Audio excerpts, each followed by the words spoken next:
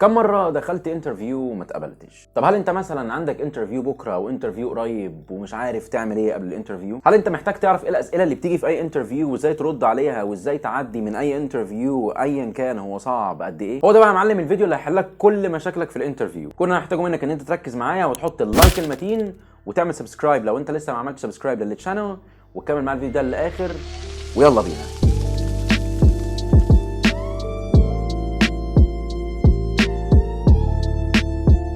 اولا خلينا متفقين ان مفيش حاجه اسمها اسئله انترفيو، يعني مفيش حاجه اسمها ايه هي الاسئله اللي انا لازم اعرفها علشان ادخل بيها الانترفيو، او ايه الاسئله اللي انا محتاج اذاكرها، او هيسالوني في ايه في الانترفيو. خلينا متفقين ان مفيش حاجه اسمها اسئله الانترفيو. طيب الانترفيو ما هو الا محادثه انت بتعملها مع الشخص اللي انت قاعد بتتكلم معاه بيعمل لك الانترفيو. هو مجرد ان هو بيعمل معاك كونفرسيشن، بيعمل معاك محادثه، بيسالك شويه اسئله، بيسالك عن حاجات في حياتك، بيسالك حاجات في العموم. فمن خلال المحادثة اللي هو بيعملها دي بيبدأ يحدد هل انت المفروض تبقى موجود في الشركة ديت ولا لا، هل انت كواليفايد ان انت تشتغل ولا لا. فما تحطش في دماغك ان في حاجة اسمها اسئلة انترفيو، عشان ما فيش حاجة اسمها اسئلة انترفيو اطلاقا. How old are you? Thank you very much. كان بيجي لي ناس كتير جدا بتسالني بتقول لي انا عايز اعرف ايه اسئله الانترفيو، لو انا مثلا رايح اقدم في شركه اكس مثلا، ايه الاسئله بتاعت الانترفيو؟ فمفيش حاجه اسمها كده خالص. هو سؤال وحيد بس اللي بيبقى موجود في كل الانترفيوز، وده انت لازم تبقى عارفه وعارف ازاي ترد عليه، هو سؤال introduce yourself.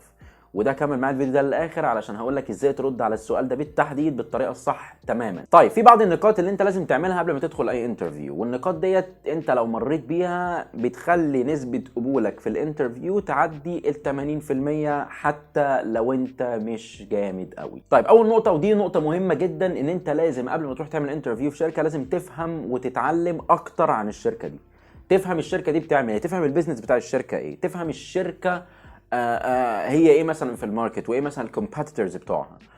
تفهم حاجات معلومات كده عامه عن الشركه من خلال الويب سايت مثلا بتاع الشركه، من خلال البوستس اللي بينزلوها. فانت تبقى فاهم الشركه دي بتاعت ايه وبتعمل ايه، وفي الماركت هي فين، وايه الكومبيتيتورز بتوعها، عشان ده انت هتحتاجه وانت بتتكلم في الانترفيو. تاني نقطه مهمه جدا هو موضوع الجوب ديسكريبشن. الجوب ديسكريبشن مهم جدا جدا جدا، ان انت تكون عارف الجوب دي محتاجه ايه، والجوب دي مثلا بتطلب ايه، او ايه الكواليفيكيشنز اللي هم عايزينها، او ايه الحاجات اللي هم بيدوروا عليها، وتبدا ان انت تركز عليها قبل ما تروح الانترفيو. تبقى عارف مثلا هم والله طالبين مثلا انجلش كويس، فلازم الانجليزي ده يكون كويس. طالبين مثلا حد عنده مثلا اكسبيرينس في مجال ما، فانت طبعا هتروح هتتكلم في هذا الاتجاه، تقول مثلا انا عندي اكسبيرينس في كذا وكذا وكذا، وعملت كذا وكذا وكذا، واقدر اعمل كذا وكذا وكذا. فانت بيبقى كلامك كله في اتجاه الجوب ديسكريبشن، او في اتجاه الحاجات اللي هم طالبينها في الشغل اللي هم بيقدموه. طبعا في حاجه مهمه في ناس كتير ما بتاخدش بالها منها، والناس دي انا بشوفهم شخصيا وقابلتهم في يعني شركات كنت رايح اعمل فيها انترفيوز، كنت بشوف الحاجات دي قدامي. يعني حاجه اسمها الفيرست امبريشن. طبعا الفيرست امبريشن ده اول انطباع انا باخده عنك وانت داخل تعمل الانترفيو معايا. يعني مثلا لازم موضوع الاوتفيت، شكلك وانت داخل، مظهرك، معرفش ايه. مش شرط ان انت تكون الاوتفيت بتاعك فورمال، بس لازم الاوتفيت بتاعك يكون كويس. يعني اللبس اللي انت لابسه لبس كويس، شكله حلو، انت شكلك مظبوط، لان ده بيدي انطباع للشخص اللي بيعمل لك انترفيو ان انت شخص مثلا مهتم بنفسك ولا لا، انت شخص مثلا بتهتم، مقدر الشركه اللي انت رايح لها ولا لا. لكن لو انت كده رايح كده على الله كده في اي حاجه، فهيقولوا عليك ان انت مش مهتم اصلا بالمظهر العام، او مش مهتم بنفسك، فانت ازاي تهتم بالشغل يعني. فده ممكن ياثر على مدى قبولك في الانترفيو، فانت لازم تاخد بالك من الحته دي كويس جدا. ده المكان كله أمامير ولا ايه؟ Excuse me.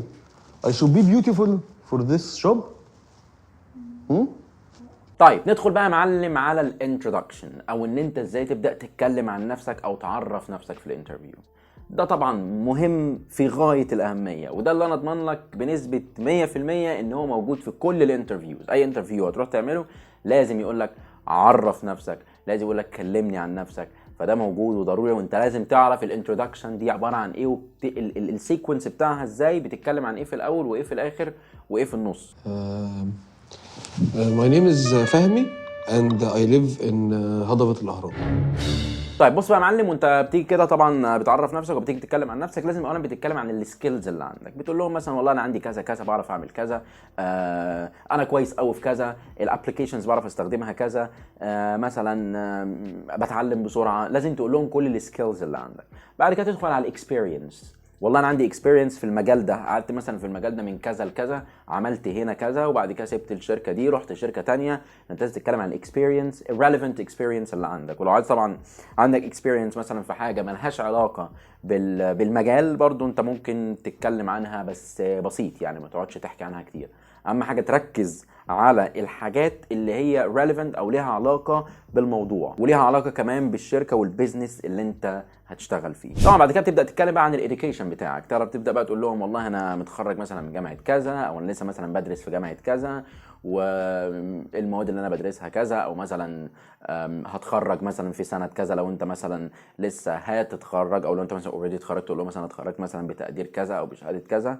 دي طبعا حاجه لازم تقولها في النص كده وانت بتتكلم بعد ما تخلص كلام يعني عن الاكسبيرينس بتاعتك في الشغل. بعد كده طبعا يا معلم تبدا تتكلم عن الاتشيفمنتس، تبدا تتكلم عن الحاجات اللي انت حققتها، سواء مثلا انجازات انت حققتها مثلا في الشغل بتاعك القديم، كنت شغال مثلا في مكان وقدرت تحقق حاجه مهمه جدا خلتك شخص مختلف، او حاجات حققتها في حياتك، يعني اتشيفمنتس، حاجات بتخلي شكلك حلو برضو في الانترفيو، بتبين ان انت شخص productive وشخص مثلا بيحب الشغل وشخص ممكن ينتج قدام. فدي بتديك برضو الاولويه بنسبه كويسه ان انت تتقبل في الانترفيو. Do you have any degree? Yes, I have any degree. I am تجارة Arabic عين شمس. I have Excel, Windows, PowerPoint, ICCube, WhatsApp, and I have a membership in Gold's Gym. بعد كده بقى في الاخر تتكلم على البيرسوناليتي بتاعتك، انت شخصيتك ايه الشخص اللي جواك، انت مثلا بتحب ايه، انت مثلا بتكره ايه، الحاجات مثلا اللي عندك قويه جدا او الحاجات اللي عندك ضعيفه جدا، نقاط القوه والضعف والكلام ده برضو لازم تتكلم عليه وتقول لهم عليه، يعني فاهم، لازم تذكر الموضوع ده برضو وانت بتتكلم شويه. بعد كده بقى يا معلم تنهي بقى الكلام خالص، تنهي بقى الانترودكشن دي بان انك هتقول ايه اللي انت هتعمله لما يبداوا يشغلوك. يعني انت خلاص اتقبلت بقى وهو معانا وشغال، اول حاجه بقى يا معلم هتعملها ايه؟ اول حاجه انت حاططها، اول بلان بقى انت حاططها في دماغك، هتعمل ايه، هتقدم ايه للشركه، ايه الحاجات اللي انت شايف انها هتفيد البيزنس او هتخلي ان انت مثلا تبان ان انت حد بيعمل شغله كويس. يعني انت لازم يكون عندك فكر كده او خطه مبدئيا قبل ما تروح الانترفيو. انا هقول لهم ان انا هعمل كذا كذا كذا لو اتقبلت. النقطه اللي بعد كده ودي نقطه مهمه في غايه الاهميه، ان انت لازم تكون عارف وفاهم ايه هي الويكنس بوينت بتاعتك، ايه هي نقاط الضعف عندك. لان انت طبعا مش حد جامد جدا هتقعد تقول لهم انا جامد في كذا وانا بعرف اعمل كذا وانا حلو في كذا وانا اكيد عندك نقاط ضعف في حياتك في مكان ما. ولو انت مثلا ما حبيتش ان انت تذكر الموضوع ده لوحدك، ممكن هو يسالك في الانترفيو يقول لك انت مثلا what's your weakness point، ايه هي نقطه الضعف عندك وهي نقطه ضعفك في الحياه. What is your weakness point? ماي ويكنس بوينت، نقط ضعف يعني زي اي ولد طبعا الضرب تحت الحزام اندر ذا بيلت اند اولسو ماي ورك because I love my work very much، وطبعا ضميري. في طبعا حاجه مهمه انا شايفها من وجهه نظري مهمه جدا وفي غايه الاهميه، ولو انت عايز تعملها طبعا هتديك برسنتج لحد اكتر من 90% ان انت تقبل في الانترفيو، حاجه اسمها 90 day plan of action. طيب ايه هي 90 day plan of action؟ 90 day plan of action هي بتبقى عباره عن ورقه كده انت بتجيبها بتكتب فيها بلان او خطه بتاعتك في حاجه انت هتعملها في اول 3 شهور بعد ما تتقبل في الشركه. يعني انت خلاص دخلت الشركه وبقيت موجود معانا وهتبدا شغل معانا، فانت عندك في بلان انت حاططها او في استراتيجي انت حاطط ان انت تمشي عليها، فانت دي بتسميها 90 day plan of action. بتقول لهم والله انا عندي بلانز اعملها للشغل بناء على متطلبات البيزنس بتاعكم، والبلان ديت انا فكرت فيها وشايف انها هتنجح لو انا اتقبلت، وهبدا ان انا اشتغل عليها واطبقها، وممكن كمان اديكوا كوبي من البلان ديت. فدي حركه صايعه تحسسهم ان انت نجم وجاهز تشتغل وانت اصلا اشتغلت او شغال من قبل ما انت تتقبل، فانت صعب يقول لك لا يعني مش هنقبلك يعني. طيب why should we hire you؟ سؤال في غايه الاهميه، احنا ليه يا معلم نشغلك معانا؟ اشمعنى انت نشغلك انت ليه؟ او ايه هي الحاجه اللي تخلينا نقبلك وما نقبلش حد تاني. بص يا معلم، لو انت هتعمل ال 90 day plan of action فانا هقول لك تقول ايه في السؤال دوت. يعني هديك كده جمله تاخدها تحفظها تقولها لو حد سالك why should we hire you. وطبعا الجمله دي متجربه وشغاله وتمام وزي الفل. لو انت مش تعمل 90 day plan of action عادي ممكن تقول لهم ان انت حد كويس وشاطر، وطبعا بناء على الحاجات اللي انت عملتها في حياتك وبناء على الاكسبيرينس بتاعتك انت تقدر تهندل الشغل بتاعهم بمنتهى السهوله والبساطه. طيب لو هتعمل 90 day plan of action فانت ممكن تقول كده بالظبط: You should hire me because I will give you the greatest return on your investment. In fact, I've created a 90 day plan of action which is going to tell you exactly what I will do in this role. And I would really like to give you a copy. بس كده يا معلم، انت كده اقنعتهم ليه هم ممكن يشغلوك. فاحنا ليه ممكن نشغلك؟ ممكن تشغلوني علشان انا عملت 1 2 3 وخدوا كوبي من اللي انا عملته. طيب في اخر الانترفيو بيقول لك: عندك سؤال ليا؟ Do you have any questions for me؟ طبعا الاجابه المعتاده اللي انت هتقولها اكيد لا طبعا. يعني انت قلت كل حاجه في الانترفيو، انا ما عنديش اي سؤال ليك اطلاقا. ده معلم غلط، وانت ما ينفعش تعمله. ما ينفعش تقول له لا انا ما عنديش اي سؤال، لازم تسأله على الأقل سؤال. في طبعا أسئلة كتير جدا ممكن تلاقيها على النت، بس أنا من وجهة نظري أقول لك سؤال أو 2 حاول تستخدمهم مفيدين، هيبقوا مفيدين جدا بالنسبة لك، وطبعا هيحسسوا الشخص اللي بيعمل لك انترفيو ان انت حد فاهم يعني وبتفهم. طبعا ممكن تقول What can I do in this role to help achieve the company plans. والسؤال التاني اللي تخليه هو يتكلم شوية ان انت مثلا تقول Can you tell me about the team that I will be a part of. بس كده يا معلم، كده انت سألته خليته يفكر ويرد عليك. فدي طبعا حاجة من الحاجات اللي هتدعم موقفك في الانترفيو بشكل كبير يعني. Where do you work now? Now I am work team leader in بستان الأمل كافيه. طيب سؤال بقى، عرف نفسك. طبعا ممكن انت تقول كلام كتير جدا في سؤال عرف نفسك، بس لازم تمشي على السيكونس اللي احنا اتفقنا عليه في اول الفيديو. وهقول لك دلوقتي يعني برضو حاجة انت ممكن تعدل عليها وتاخدها، دي برضو هتبقى كويسة جدا في introduce yourself. طبعا سؤال introduce yourself او عرف نفسك ده موجود في اي انترفيو، موجود في كل حتة. فانت لازم قبل ما تدخل انترفيو تبقى عارف ازاي ترد على هذا السؤال. My name is X and I have the skills to match the job description. I'm a hard-working, diligent, a great team player and someone who takes ownership of difficult situations. I have the experience and educational qualifications to meet the role's demand.